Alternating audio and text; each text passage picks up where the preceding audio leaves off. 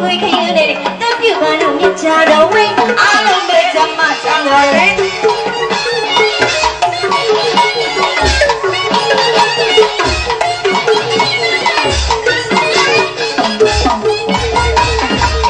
လာဝင်နေကြတဲ့မိကလာကွယ်အသေးလေးစနေပါတဲ့သူများရဲ့စခက်ကစနေကနေလူခွေစင်လာတော့နေရအောင်လေ